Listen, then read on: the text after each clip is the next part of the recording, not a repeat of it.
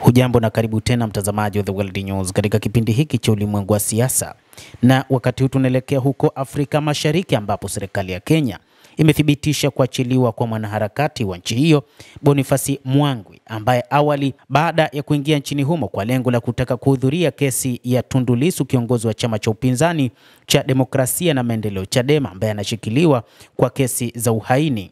Kwa mujibu wa ofisi ya Wizara ya Mambo ya Nje ya Kenya na vyombo vya habari nchini humo, alisafirishwa kwa njia ya barabara na kupatikana katika mji wa Ukunda uliopo pwani ya Kenya, takribani kilomita 30 kutoka katika mji wa Mombasa. Mwanaharakati huyo wa haki za binadamu kutoka nchini Kenya, Boniface Mwangi, ameachiliwa na serikali ya Tanzania baada ya kushikiliwa kwa siku kadhaa, ambapo imeripotiwa kuwa alipelekwa na serikali ya Tanzania kwa gari kutoka Dar es Salaam hadi Ukunda nchini Kenya na kuachwa katika eneo hilo, kwa mujibu wa taarifa zilivyoeleza.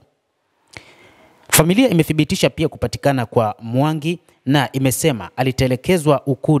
Ukunda na kwa sasa amepelekwa hospitali kwa ajili ya matibabu.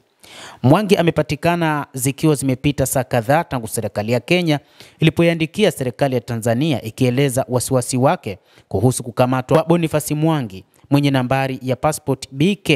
472892 ambaye alikuwa anashikiliwa nchini Tanzania, lakini baada ya muda mfupi ikaelezwa kwamba Boniface Mwangi amepatikana nchini humo Kenya kwa kusafirishwa kutoka Dar es Salaam hadi nchini Kenya, lakini inaonekana pia alikuwa na majeraha kadhaa, na kwa mujibu wa familia ni kwamba alipelekwa hospitali kwa ajili ya matibabu.